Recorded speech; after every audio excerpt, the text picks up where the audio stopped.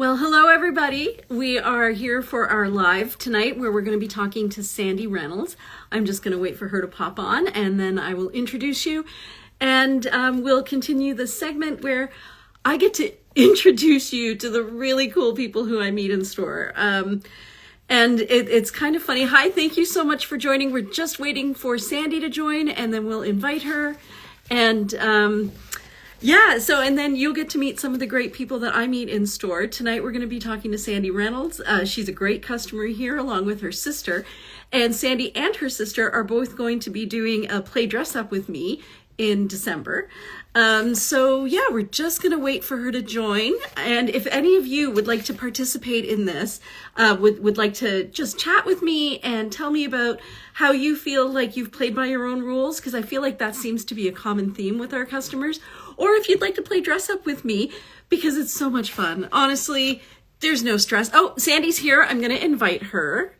Let's see if I can do it. You have no requests. Maybe I do add a person. Invite. Okay. Sandy, you should have received an invitation. I hope.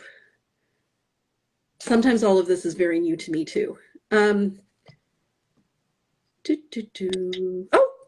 you're here. We did it again. I always feel like it's magic when these things work. I feel the same way.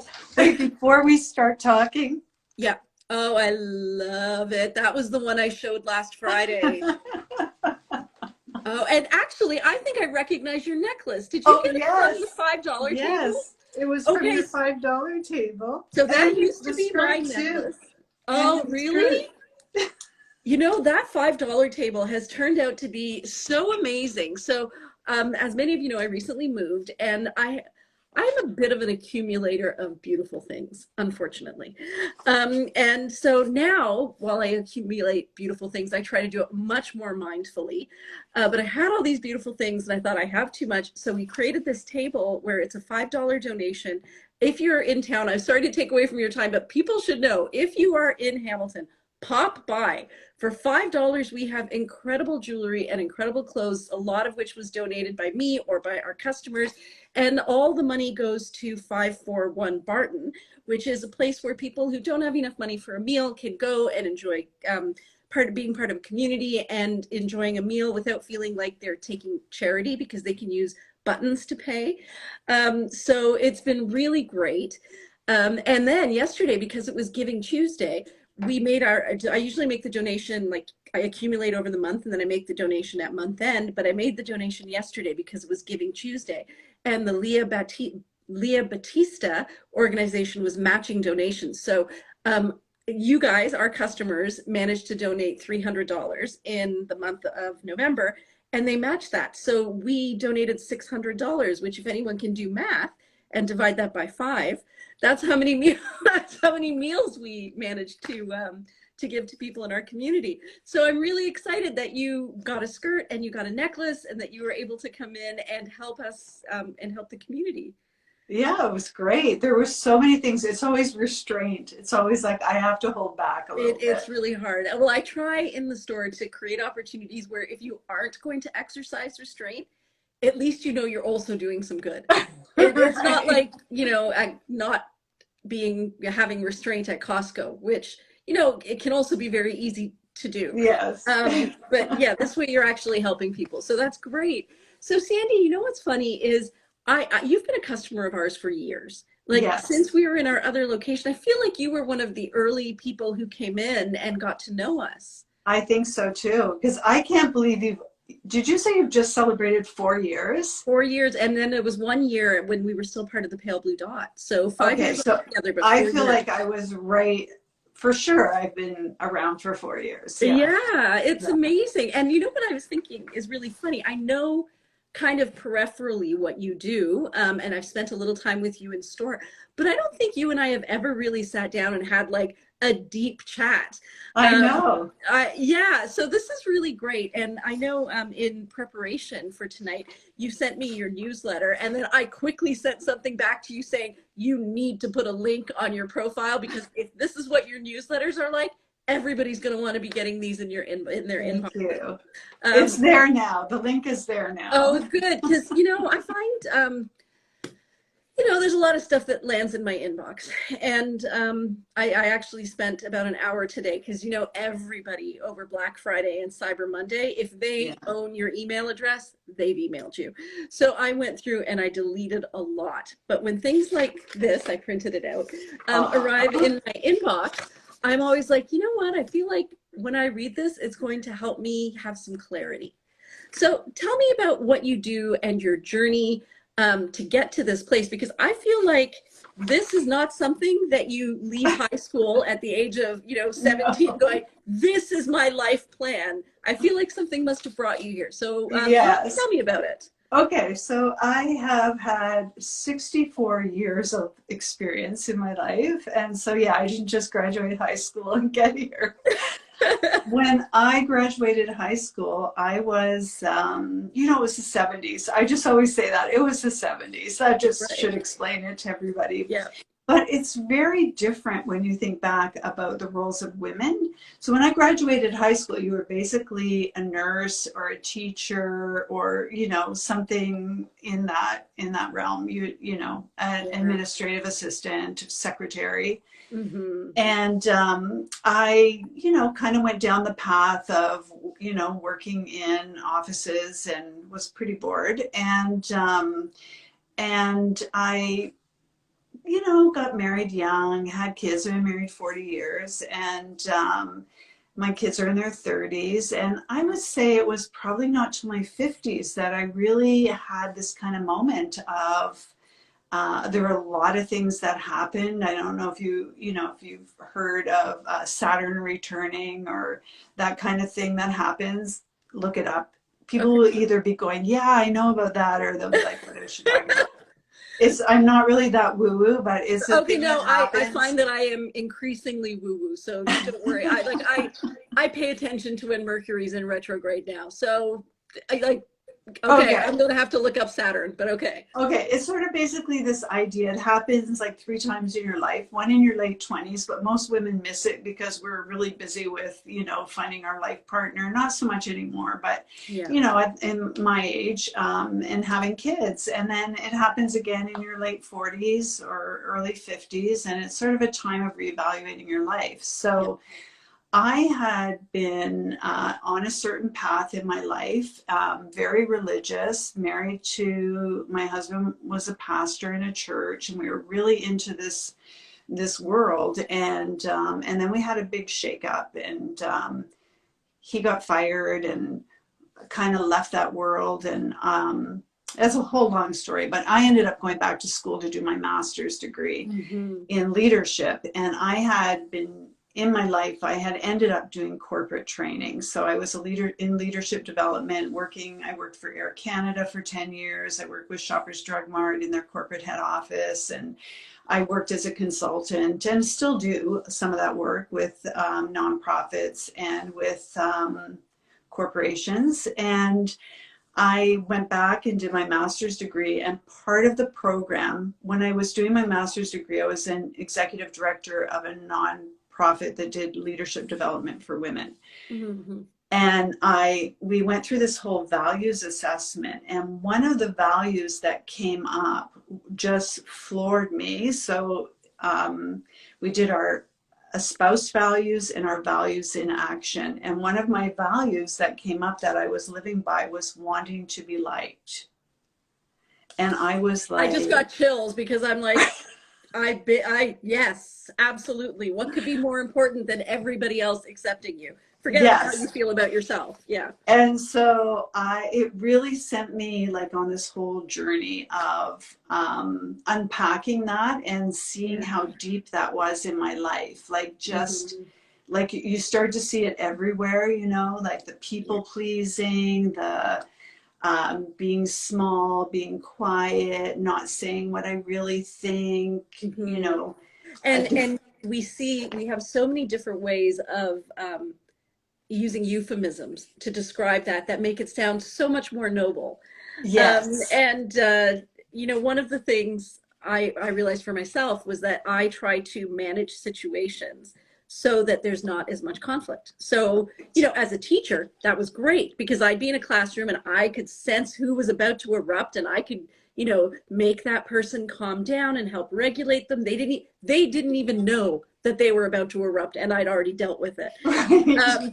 Yeah, which is, you know, handy, except it's exhausting. And Yes. as much as it sounds noble that, oh, look at how she managed all these people's, you know, issues, it's selfish. I didn't want to have to deal, and like, not even just as a teacher, but as a human, it would make me sad to see somebody so dysregulated. So Yes. rather than me face that emotion myself, I'm like, let me just fix it. I can people please and fix, make it all go away. Nobody will even know, but of course I'll have nothing left for myself. Exactly. And that was me very much. And of course, I'm in my profession is corporate training. So I'm up in front of groups all the time. And it's a lot of that, you know, do you like me now? Do you like me now? Yeah. Like, how much can I bring to this group? How much, you know, how funny can I be? How inspiring can I be? And it was exhausting. Yes, It's definitely exhausting. yeah. So I started kind of pivoting a little bit out of the corporate world and started doing more coaching with women and just writing a lot about my journey out of out of identifying people pleasing in my life and how it was showing up and starting to kind of recover, I guess, from Yeah. that. So Yeah, that's and awareness is the first step, right? To even know that people pleasing exists, and maybe to see it as a little less noble. yeah, You know, yeah, and there was something that you shared with me in a poem that was in this newsletter that I think you guys should all sign up for, about how you know, we were told not to shine bright. And yes, it's because we thought, you know, that it'll scare people, or, you know, it's just too bright for people to deal with. But by shining bright, or by not people pleasing and by being ourselves, yeah, we invite other people to be themselves too. So we're kind of letting them off the hook as well. So yeah, it isn't selfish to kind of say, no, I'm just going to let my own light shine. And, yeah. you know, hopefully that shines and brightens your light as well. It's actually giving permission, instead of, like, it's taking space in a way that allows other people to take space too. Yes, exactly. Yeah. When we went through this big crisis and left this, when my husband was fired, I always call it, you know, Yeah. it's pretty bad when you get fired from a church. It's like, you feel like, You feel like there's got to be a good story there. even God doesn't like me. Oh, no. I'm just kidding. Yeah, that would make you reassess for sure. But there was a man in the church, and I always remember, like, he came up and he gave me a hug and he said, I just want you to know I love you, but I don't get you. And I was so offended. I was like, what do you mean you don't get me? But then when I started working through people pleasing, I thought, no, he didn't get me, because I never let him know who I was in the first place. I was so busy wanting to be liked that nobody really knew who I was. So Yeah. it's kind of this losing proposition in a way when you're a people pleaser, because you're doing it because you want to be liked, but the person that they like isn't you anyway. It's No, and the other thing, and I mentioned this in my last post, is, and you're assuming what they're gonna like. So right. it's not like they've told you, I would like you to not talk. You're just thinking they want you to not talk. So then you don't talk, but then you're resenting them for making you do what you're doing to yourself. Exactly. Yeah, it's a whole lot of crazy out there, and I think it's really great. So, like, to tie this back into the whole idea of how fabulous Sorry Not Sorry customers are, I feel like what Yes. you're doing, which is, I'm gonna say, kind of new. Women supporting each other, not in the workplace, but women supporting each other in being women, to take Yes. that nurturing side of ourselves and make it less subservient, and more of a, I have the power of being able to nurture myself and others, and to Yes. be myself, and to create space for myself, and give space to others to blossom. Like, I feel that whole way of talking and of seeing the world, that didn't exist. And now people your No. age and my age, I'm not anywhere near as thought together as you are on this, but we're in a place now where we can hold space for people and say, you know what, I'm not 24 anymore. In this last 25 years, this is what I figured out. And a lot of it has to do with just be yourself, but which Yes. everybody says, but you don't really realize how the depth of what that means. Yes. I agree. And although I think that younger women are further along than we are as well, like they, Yeah, you know, they have more exposure to thinking differently about who they are and less pressure to kind of assume these roles at a young age. Like I think I did yeah. anyway, I did too. Got married you at know, 24. And okay, when my same. daughters talk to me now about, um, my daughters are lovely and I'm so proud of them and happy for them. But I have three girls and I didn't have that horrible set of teenage years where they turn on you. Yeah. I'm getting it now. And, and, and it's actually kind of funny. I find it so ironic because when I really knew nothing, when I was raising them, they thought I knew it all. And now when I actually do know something, I know nothing. So, Okay, so my daughter has three kids now. uh-huh. And I know everything. She's like, I can't believe it. Like, I don't know how you did it, Mom. Like, Well, and that's what I sat down with my eldest daughter the other day and I said, so I need to tell you this in case you haven't figured this out. I'm not perfect.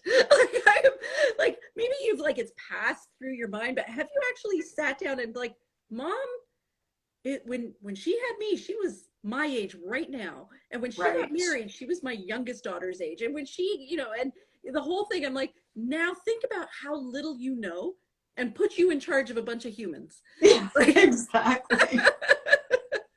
I know. And then I think my mom had two kids by the time she was 20.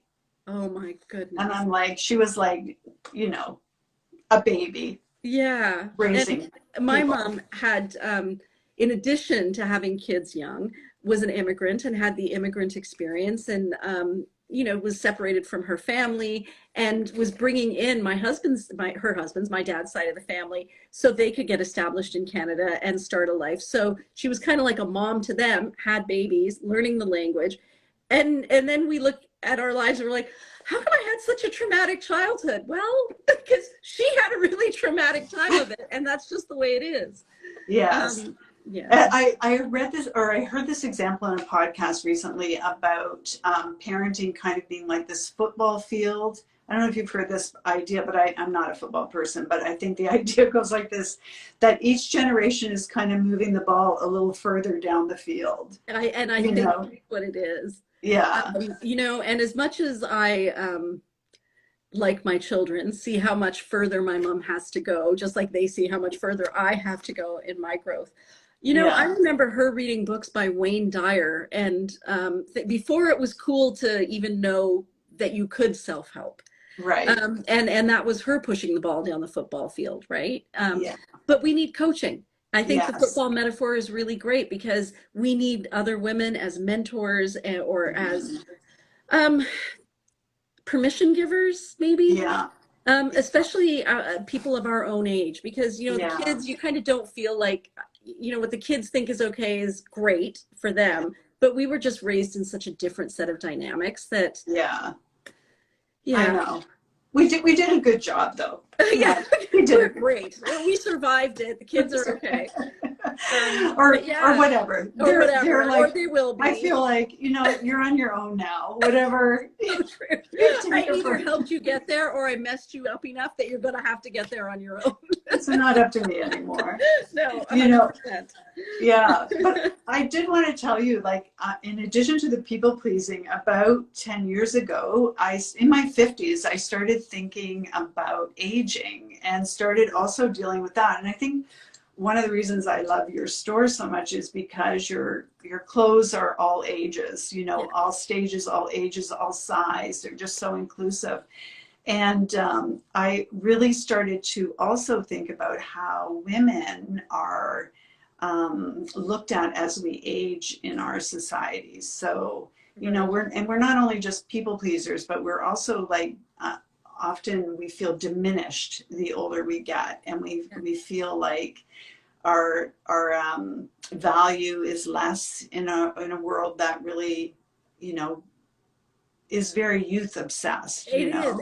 And I think that there are archetypal roles that we're expected to fill as we get older. That Yes. the wise woman, as opposed to Yeah. the whole woman who has an entire spectrum of personality traits, Yes. and is still enjoying every part of their life. But the only thing that we're like, but she's wise. Yeah. She's got that. Yeah, exactly. Yeah. Wise. Well, the one thing I do love, and you mentioned in your post, was it today or yesterday, that Yesterday, post you yeah. did? Yeah, that I loved, about your flat shoes. You know, about your shoes, and I It was was the beginning. and I was looking at it, I thought, well, I think part of being comfortable with yourself is being comfortable, wanting to be comfortable in how you express yourself and not Yeah. needing to wear shoes that aren't comfortable anymore. No, you just look at them and you think it's not worth it.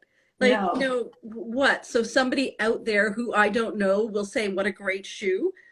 No, I Exactly. have better things to do than to please that stranger out there for 10 seconds. Yeah, exactly. But I do think comfort becomes such an important thing. Like I'm so much more comfortable with who I am now than I was even Yeah, 10 years ago. Like I just yeah, feel like I know who I am, and I know what I know. yeah. And so I started doing a certification last April with this organization called Saging International, and it's about conscious aging. And it's Oh, really about looking at this next stage of life yeah. and harvesting kind of all of our experiences so that we can support younger generations, and so we can give back and we can Oh, that's use such a great a idea. lot of that wisdom and experience that we have acquired to help support younger women. So I So think how it's does so that important. that work? Like just on a everyday, I'm in the grocery store, I see a young person, I kind of like chat with I them, think or how does that's it work? amazing. Like just to do that. Like I have I call her my bonus granddaughter. My daughter married a guy who already had a child, and so Amelia, her name is 22, and she came over to play games with me last week. We just like to hang out together, and I think it's just about making space in Yeah. your life for younger women. I live in a gentrifying neighborhood in Hamilton, and so there's a lot of young couples moving into my neighborhood, and Hmm. like it's like the pregnancy street right now. Oh, Everybody's having really? a baby or carrying a baby. So I Uh-huh. think it's just like stopping and spending time and Yeah. building those relationships with women, just younger women. And Yeah, and non-judgy relationships. oh yeah, Because yeah, I think, it's, I think you get to a certain age and you realize, why would I judge? Like, yeah, like I've barely got it together myself. If yeah. somebody else has barely got it together too, that's a win. Yeah, I used to say that to my daughter when her kids were, she was with the three baby stage. They're little, the youngest is 3 now, so I'd Uh-huh. say you got up and fed 3 kids today. Good for you. Yeah, I used to be really happy if I could take a shower. Yeah, I also had 3 babies at the same time, so but yeah, just one on top of each other. So yeah, yeah, yeah. so aging. Um, so how do you support people who are aging? Oh, So, somebody recognized you and said, "Oh, my lovely friend Sandy." oh, Jacqueline, I used to work with Jacqueline at Shoppers Drug Mart. We Oh, carpooled from Burlington to Don Mills. oh, how Hi, cool is Jacqueline. that? That is a long drive, Burlington to Don Mills. Yeah, yeah. We took turns sleeping in the morning. One would drive. That's really nice. Okay, so tell me about this helping people with aging thing. So, So, what does that look like so it at a looks professional like, level? first of all, kind of becoming aware of your own ageist, like a lot of us have ageist attitudes, which is really weird because we're all getting older, which is Right. a really funny thing. But, Because we all you think we're know, 25. yeah, but even, it's a struggle for women to get older, there's a lot of fear around it. So part of it is, kind of identifying, becoming aware of your own attitudes towards aging. And then there's this aspect of life review, which is really looking over your life and the themes and the main lessons and the things that you've learned. Hmm. And then there's an aspect of doing life repair, which is just like, is there any area of my life that, I need to kind of forgive myself or forgive other people or kind of repair relationships and, Yeah. come to terms with things. And then from there, I think after you've kind of done that work, there's really the looking forward to, what kind of legacy do I want to leave? Like what do I want to do in this stage of life? Because in the past, you know, people retired at 65. That was normal retirement age. And that was because people died at 70, you Right. know. But now with longevity, a lot of, you know, most people can expect to live into their 80s or even 90s. Yeah. And so when you think about that, at 60, you potentially have 30 more years of life, Right. you know, and there's no Yeah. script for that. There's no real, like, what am I going to do? Like, how much golfing can you do? Or, No. you know, really. It's so true. I was home Saturday, and I know Saturday is one day. I was home. My husband had gone to see his mom in Ottawa, and I got up and I got so many jobs done around the house. I like hung wallpaper. I tidied up the tool room. I did every job in the world, and I still had time. And I said to myself, what am I going to do if I were ever retired and this was every day?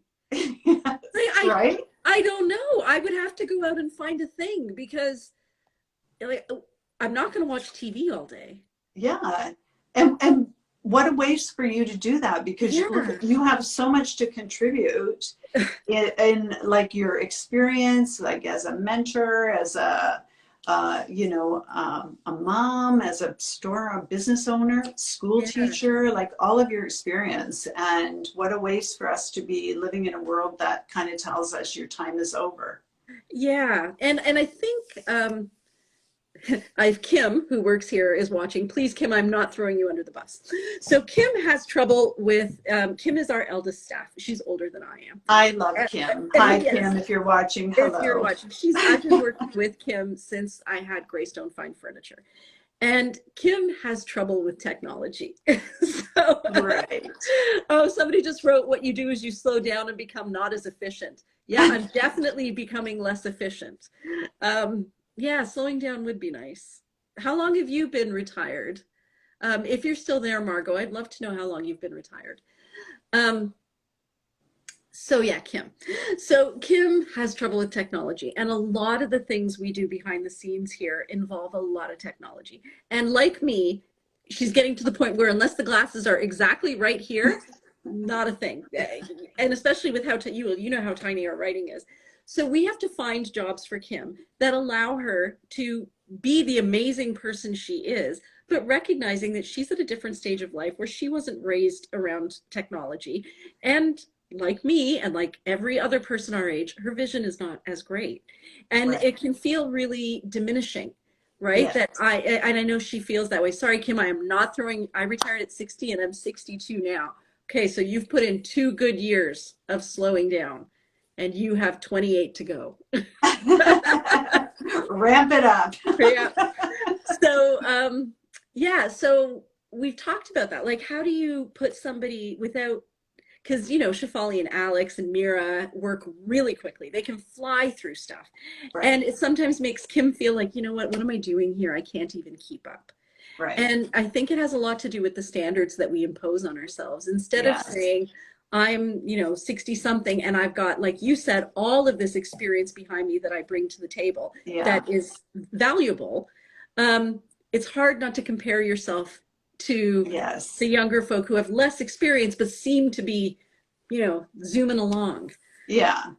And, you know, technology is one of those things, but there's also, I kind of get very defensive around technology because I love technology. I built my own website. Yeah.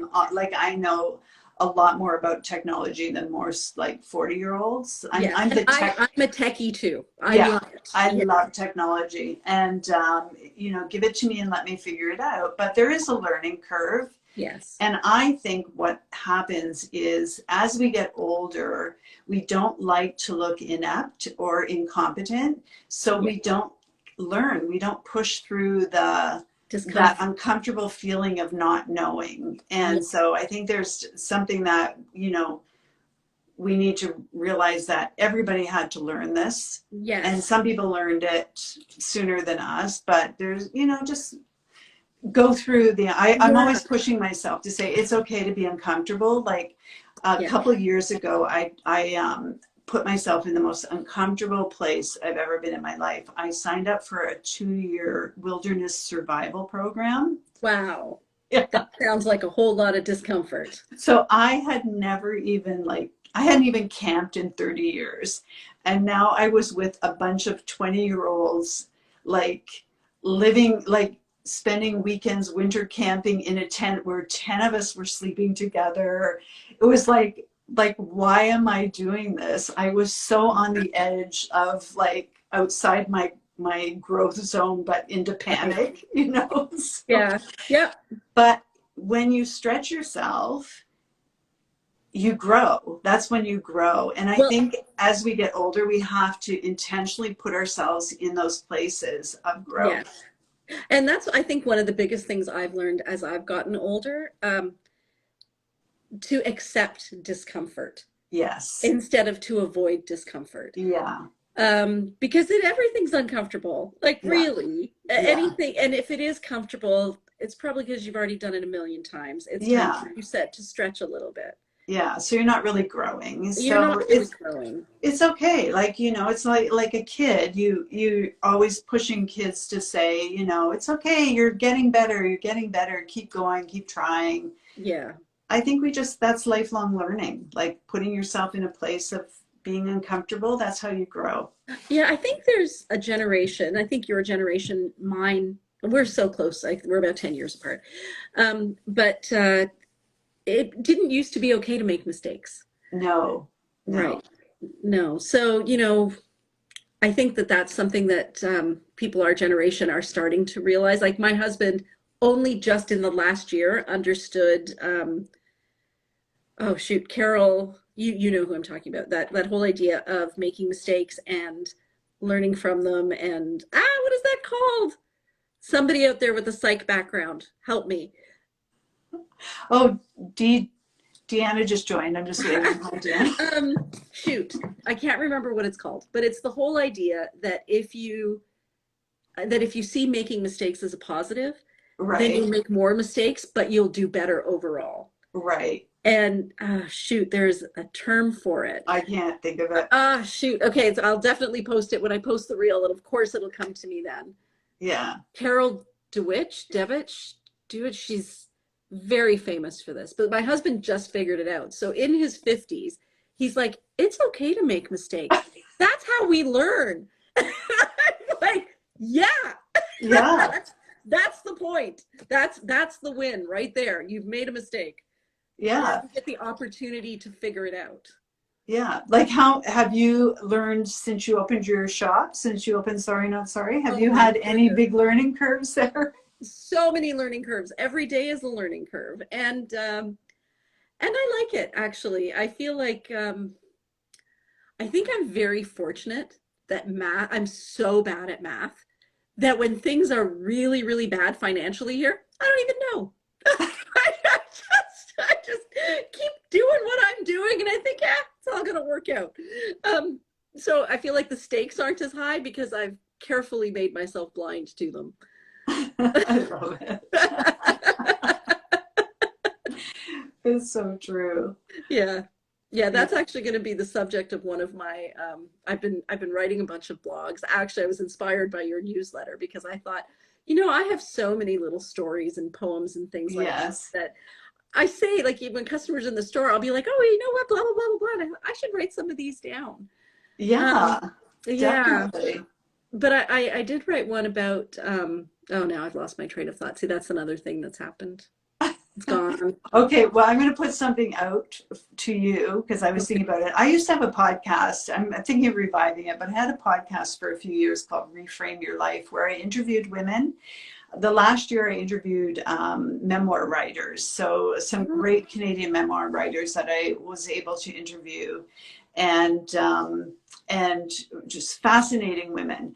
And prior to that, I talked a lot about leadership and life, and it's called Reframe Your Life. And I was thinking that I would like to flip the table here and interview you and Okay. on a segment on here. Okay. Because I do think that I want to know your story. I want to know how you ended up here, how you got this idea, I really want to know it. Like, I I'm would sure, love to answer questions. yeah, I'm sure everybody like this. If you want to hear Priya's story. story. Because I think we all want to hear your story too. I think there's been a couple of parallel trajectories. So like you, we had a couple of really crazy years as a family. Oh, yes, please. Great idea. Oh, that's so sweet. Oh, that's so nice. Look, people are saying yes. So yeah, we also had a few really crazy years. So I would say, to be very honest, when I've always been a teacher. That was kind of, I don't know how far back you want me to go. My parents wanted me to be a lawyer. I went into law school, and then that was the first time that I said, not for me. So I made a choice and broke their hearts and left and went to teachers college, which turned out to be a really good fit. But now in retrospect, I can see that the reason it was such a good fit is because I was so good at people pleasing and managing the emotions of the people around me and caring for people. So to put me in the role of a teacher, it just fit all of those childhood wounds that I needed to fix, right? I could control an environment where people would be happy, where I would be loved, where I could see people's lives improving because of me. I had the power to help, right? In to fix things.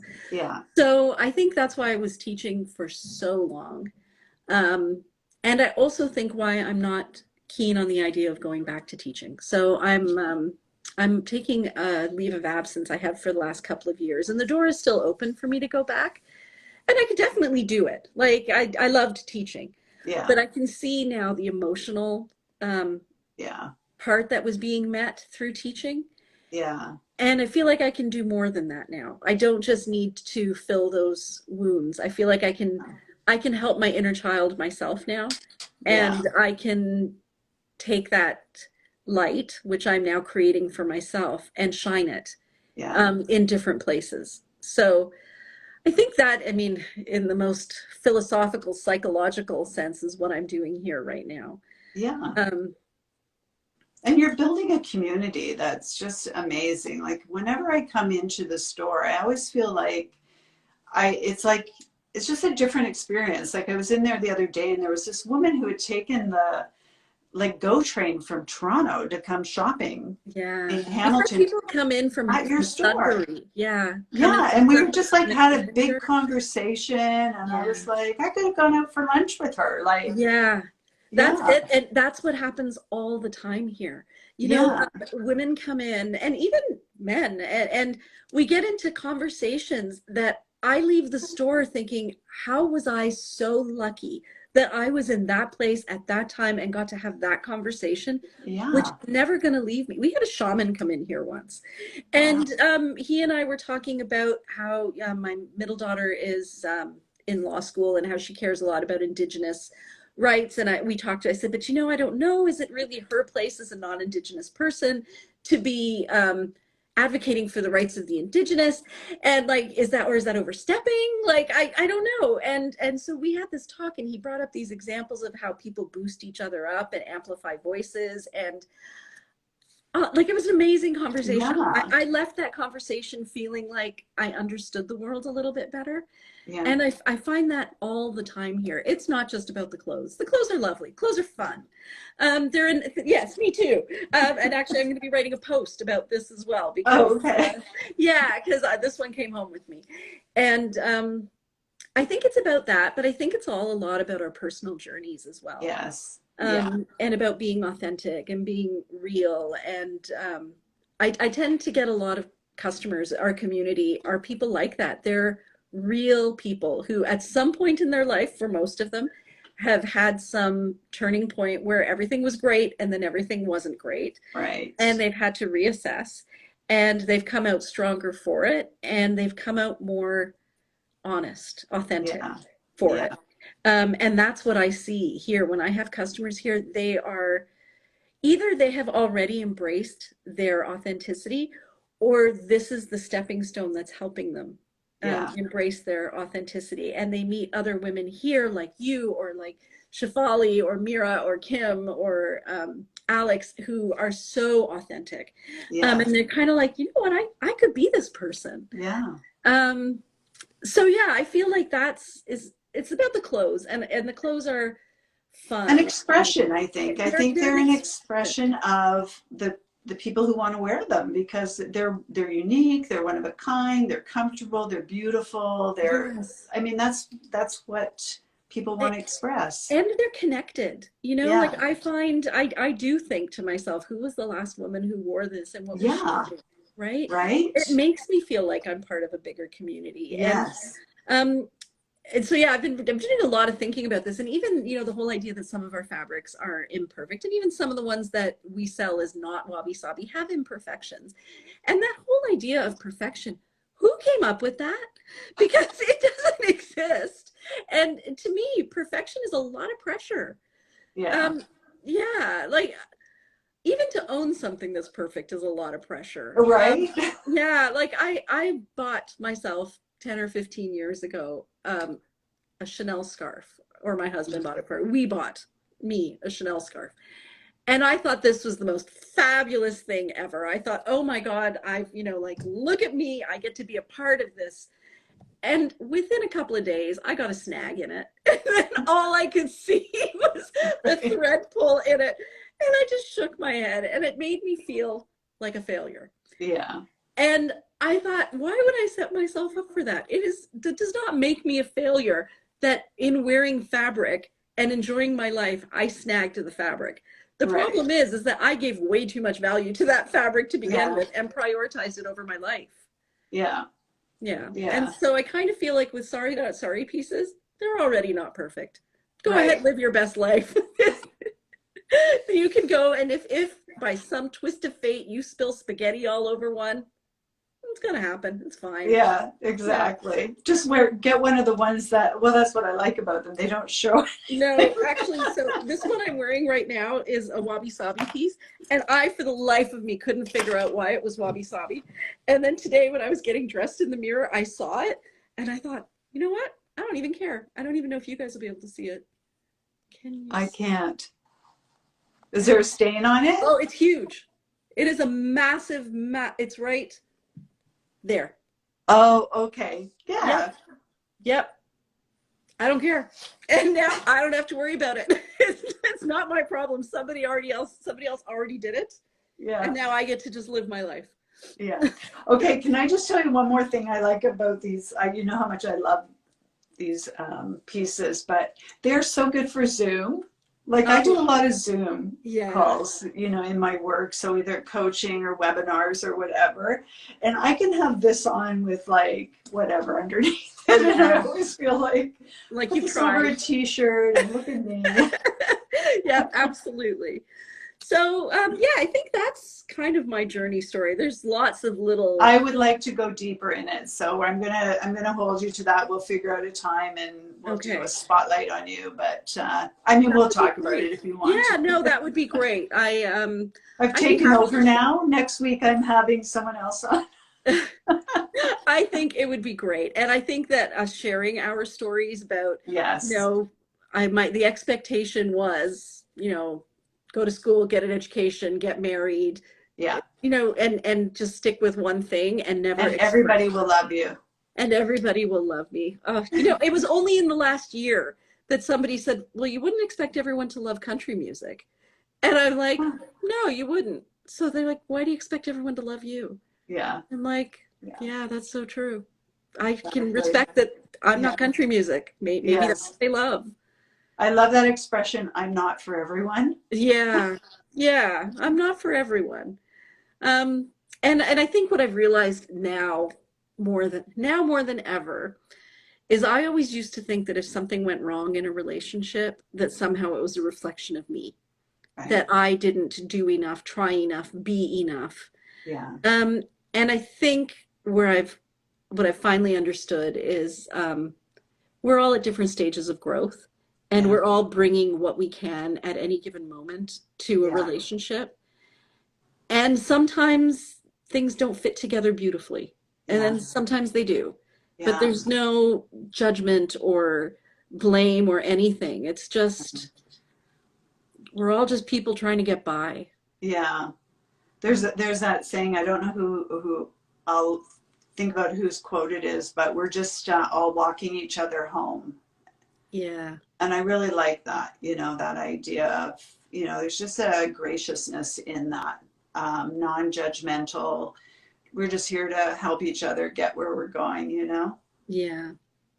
it's so true. And I love that more and more we have the stage. There's a better word for stage, forum, I guess, to be Yeah. able to share this. Like Yeah. on Instagram, we can have our voices heard through Yeah. things like this. We're no longer relying on, mass media to publish our book, or, Right. we can actually reach out and create our own communities now. Yes. And validate the need for them, and watch how they are being absorbed and integrated by people. Yeah. So we kind of get to call our own shots. It's really Yeah. nice. It's really, Yeah. really nice. Yeah. There's so many wonderful comments here. Oh, I have to Oh, put my I was glasses thinking on. of the same quote, Sandy Ramdas. And then Oh, Margot okay. said, I have the poncho you're wearing in my favorites list, so it must be this one. And here you are looking lovely in it.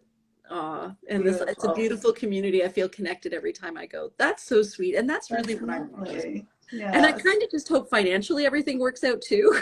But, worst case scenario, in 10 years, Sorry Not Sorry has never really become anything big, but I've connected all of these women who have it as part of their narrative and part of their story. That's Yes. good. That's actually good enough. Yeah. Or who knows? It might be something you didn't even plan, couldn't Yeah. even foresee. I would Yeah. like to see it get big, and hopefully make some money, which I haven't yet. But I would like to see it get big, but mostly because I want to connect people. Like I Yeah. want to have these conversations with women. I want women to feel that they're supported, that Yeah. it's okay to want to be comfortable, that it's okay to. One of my big things, and I'll feel really good when people are saying this, I want women to show their arms. The number of times I hear a woman say, I can't because of my arms. And I'm like, they're your arms. Think of what they've done for you every single day of your life. You are blessed with those appendages. Love them, True. kiss them. Yes. You don't have to hide them. Who says? That's actually my favorite thing is who says? That's why we Yes. started this segment about breaking the rules. Who says that you Yes. can't? Exactly. Yeah. Okay, I'm going to start showing my arms, but I will tell you just a quick story because I know we're probably gone over time, but Yeah. um, I go to this cottage there's about 10 families that go every year. It's my daughter's husband's side of the family. And there's a group of women that are older than me, like in their late 70s, 80s. And then there's a bunch of women that are younger than me, like 40 and under. And so I'm right in the middle because my daughter married an older guy. I'm not quite with his parents, not quite with, his Yeah. siblings. So anyway, none of the older women would go in the water ever, ever. They just sat in the shade with their covered up with, their hats and everything. And so my first year there, I was like, oh, can I go in the water? And I started going in the water. So every year I go swimming, I put on my bathing suit, I show my arms, Yep. I do the whole thing. And then last year, all three of these women went in the water. And they said to me, we were out in the water. I said, oh, it's so good to see you guys come out in the water swimming and just hanging out. And they're like, well, I felt really uncomfortable about it, my body. One of the women said to me, she's 80. She's like, I felt so uncomfortable about my body. And I was like, nobody cares. Nobody cares. You're 80 now.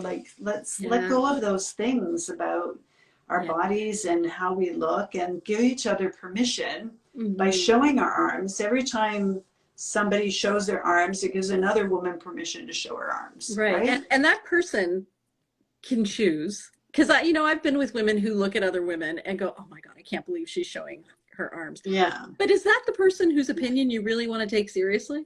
Right. Because that's definitely about her own issues. The woman who's saying that, she's got her own things. Yeah. It really has nothing to do with your arms. Yeah. Yeah. But we can give each other permission to be free and to be who we are and to just show up. That's right. Yeah. And life is too short to hide your body. It's so true. Yeah. Life is too short to hide your body for anyone other than yourself.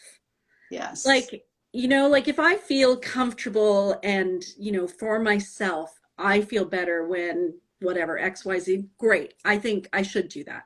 But Yeah. if I'm doing something because I'm worried about that person on the street who I'm never going to see again, why am I giving them that power? Yeah, exactly. Yeah. Exactly. Yeah, this has been lovely chatting with you. So good. Yeah, it is so good. And we do have a fabulous community. Again, I wish you guys Yes. could all meet each other. I know this is like once every 2 weeks, you get a snippet of somebody else's life, but hopefully over time, you'll get to Yes. meet all of the people. And honestly, Sandy, you have no idea how many incredible people walk through these doors. And incredible for so many different reasons. Incredible Yeah. because they walk in and they go, oh, I can feel the energy coming off that crystal. And you're kind of like, whoa. Right? Because I don't know, I can't feel it. There are times where I can, but like these people can. Yeah. And then there are people who are like, you know, my daughter and my grandmother, and we do this and we do that. And I'm like, that is so much intergenerational bonding. That's incredible. Yeah. Yeah, just everything, the people who I get to meet. So thank you so much for sharing. Thank you for having me. It's been wonderful. It's a lot of fun, and I love that we're going to be playing dress up soon with your sister. Yes, and my sister. We'll have a good time. We're going to have a good time. I can just imagine the sibling stuff that's going to happen. Okay, Priya, thank you. Yeah, it was lovely chatting. I don't know how to end all of this, so you'll have to I'll make it go away. Don't you worry. Okay, you take care. Have a great night. And thank you everybody so much for joining. Bye-bye.